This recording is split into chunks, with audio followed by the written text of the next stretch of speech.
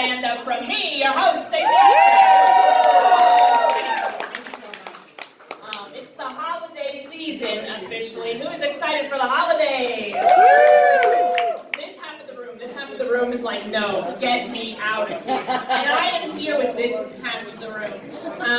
The holiday season's interesting because whenever I go to events during the holidays, I get reintroduced to the singles table. Does anyone remember the singles table? Oh, I mean the children's table.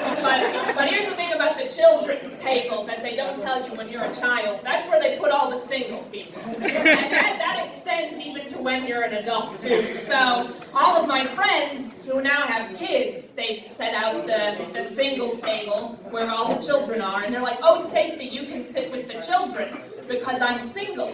And they try to make me feel better about being at the singles table. They're like, the children love you, talk to the children. And there's always a point in the evening where I'm sitting at the singles table, and I'm looking at the other singles, who are all children, and they look at me, and I look back at them, and then one of them works up the courage to ask, are you a grown-up? And I'm like, that's a good question, fellow singles.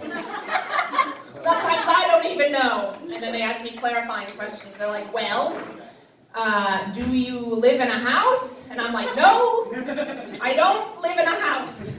They're like, do you drive a car? I'm like, nope, I don't do that either. But I have a really cool bicycle.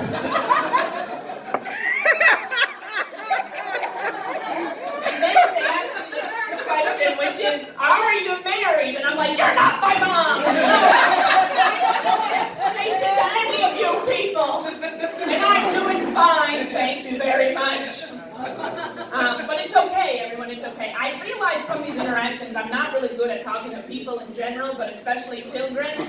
And my worst fear came to life the other day when I was at the grocery store and I was in the lunchbox snack aisle. But I don't have a lunchbox, they don't know that. And I was looking at all the snacks, and eventually I grabbed some fruit roll-ups. And then this little girl came up to me and she said, I'm lost. And I was like, oh my God, there has to be an adult here. And then I looked and I was like, I guess that's me, I'm now the adult. So I looked at the child and I said, that's okay.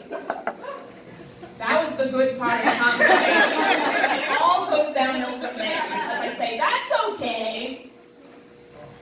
We all feel lost sometimes. I myself am lost in my professional life. And she walked away. She was like, I can find better help anywhere else. Which accurate. But I really hope she found what she needed. Or her parents, whatever came first. But it's okay, everyone. I saw her the next week at the singles table, and I was able to apologize. I don't know, but it's so crazy. It's very interesting to me. We just passed what I like to call part of the holiday hump, which is Black Friday. Black Friday was this past Friday. Did anyone leave their homes for Black Friday? No. I worked retail for years, so as a former retail worker, thank you. Thank you for not leaving your house. My very first Black Friday, I had an experience where I had to work a 12-hour shift, and I had to start work at 6 a.m., and around 9 a.m., I was behind my register, and I was looking around my store, and I was like, you know what? I don't know what everyone's complaining about. This is actually not that bad.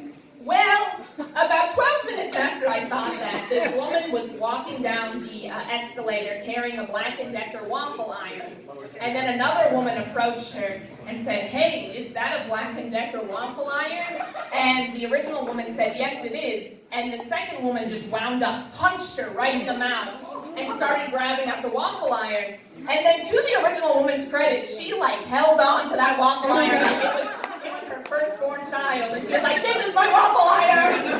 And then they were squabbling over it. And then this other woman, who was not involved, who was looking at the situation much like I was, turned to me and said, do something! And in my mind, I was like, ma'am, I am 130 pounds on a good day. And the majority of that weight is made up of tears I have yet to cry. I cannot help these people. And I didn't need to help. Eventually the original woman just yanked the waffle iron away and just was muttering to herself, this is my waffle iron, and then went into the line to pay for it. I was like, well, that fight has been ended. Effectively. But anyway, thank you all for not leaving your houses on Black Friday.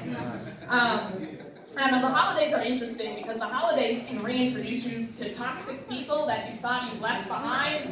Toxic people, if you haven't noticed, they love to say the phrase, the past is in the past. Toxic people love to talk about the past, but when you try to talk about the past to toxic people, they're like, I don't know, the past is in the past. Which is an interesting argument because it doesn't work for any other situation. Like imagine, for instance, if you came into work one day and was like, did you finish that report on Friday? And it's like, well, I don't know, the past is in the past. It doesn't work. It just doesn't work. If your roommate comes up to you and it's like, hey, you borrowed my sweater last week, do you have it? It's like, I don't know, Melissa, the past is in the past. When you're trying to impress, people and you make them food and they're like, hey, did you put tomatoes in this? I'm allergic. It's like, the past is in the past. Who am I to say such a thing? Toxic people are very interesting. Part of me was thinking about this the other day. It's like, whenever I am trying to extricate a toxic person from my life, like 10 other people will crawl out of the woodwork being like, give them a chance! They're not that bad! Think about their childhood! And it's like, okay, sure, these arguments are all valid, but think about if people treated toxic people like they did toxic plants. Hear me out, because there are a lot of toxic plants in the world. Plants that grow outside. And no one has ever tried to get me to embrace a toxic plant. In fact, people have said, stop touching that. Walk farther away. Don't put that in your mouth. So, my God, if only someone had that wisdom, don't put that in your mouth. The last time I was in a relationship, I wouldn't have. It's okay, everyone. It's no longer in my mouth. Everyone, it's been a wonderful audience. I'm Stacey Axler.